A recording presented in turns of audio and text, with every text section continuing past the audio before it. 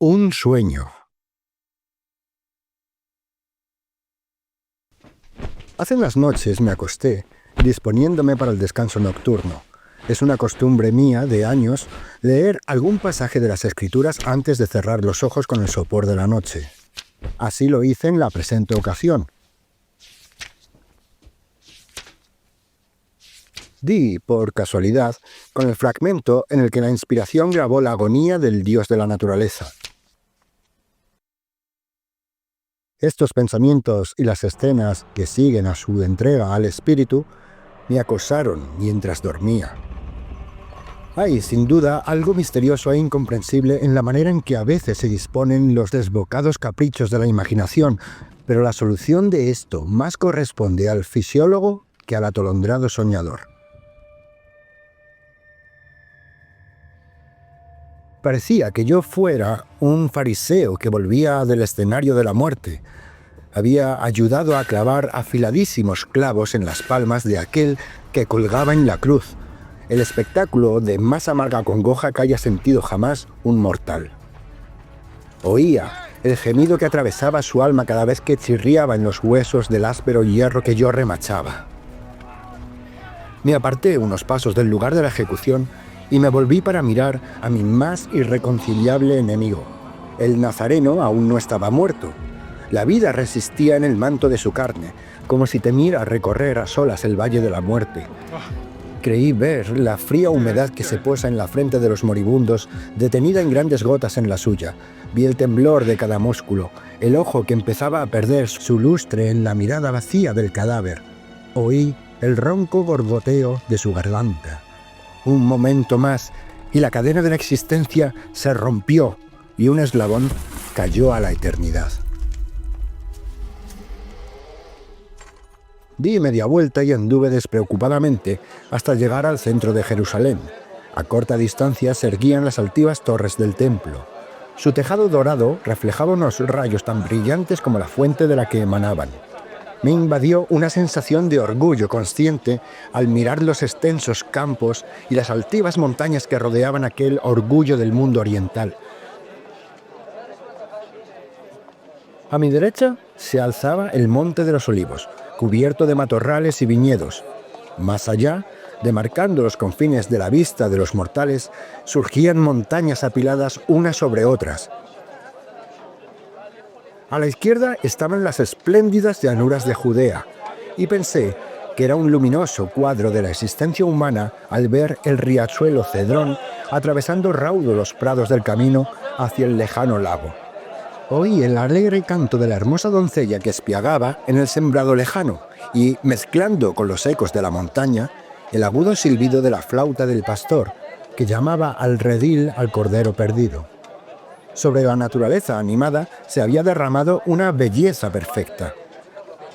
Sin embargo, al poco sobrevino un cambio en el espíritu de mi sueño.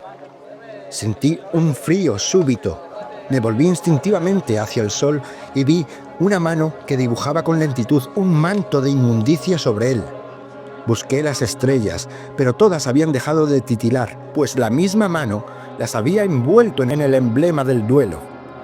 La luna no alumbraba con su luz plateada las perezosas olas del mar muerto, que cantaban el ronco requiem de las ciudades de la llanura, pues ocultaba su rostro como si temiera contemplar lo que ocurría en la tierra. Oí un gemido, un susurro, cuando el espíritu de la oscuridad extendió sus alas sobre un mundo espantado. Se apoderó de mí una desesperación atroz. Sentí el torrente de la vida retornando lentamente a sus fuentes cuando me invadió el terrible pensamiento de que había llegado el día del juicio final. De repente estaba ante el templo. El velo, que había ocultado sus secretos a las miradas profanas, estaba ahora rasgado. Miré durante unos momentos. El sacerdote se hallaba junto al altar, ofreciendo el sacrificio expiatorio. El fuego, que había de prender en los miembros cercenados de la víctima, resplandeció unos momentos en los lejanos muros y después se perdió en la oscuridad más absoluta. El sacerdote se volvió para encenderlo de nuevo con la llama viva del candelabro, pero también había desaparecido. Era como la quietud del sepulcro. Di la vuelta y me precipité hacia la calle. Estaba desierta. Ni un sonido rompía el silencio, salvo el aullido de un perro salvaje que se deleitaba con el cadáver medio abrasado en el valle de Hinnom. Vi una luz que salía de la ventana a lo lejos y me dirigí hacia ella. Me asomé a la puerta, que estaba abierta. Una viuda preparaba el último bocado que había podido conseguir para su bebé moribundo. Había encendido un pequeño fuego y vi cómo contemplaba, con el corazón encogido de desánimo, la llama que se extinguía a la vez que sus esperanzas. La oscuridad cubrió al universo. La naturaleza estaba de duelo, pues su creador había muerto. La tierra se había arropado con los atavíos del dolor y los cielos vestían el negro del duelo. Deambulé entonces con desasosiego, sin prestar atención a dónde iba. Enseguida apareció una luz por oriente. Una columna de luz sesgó la tiniebla, como el haz que resplandece en la oscuridad del pozo a medianoche, e iluminó la serena lobreguez que me rodeaba.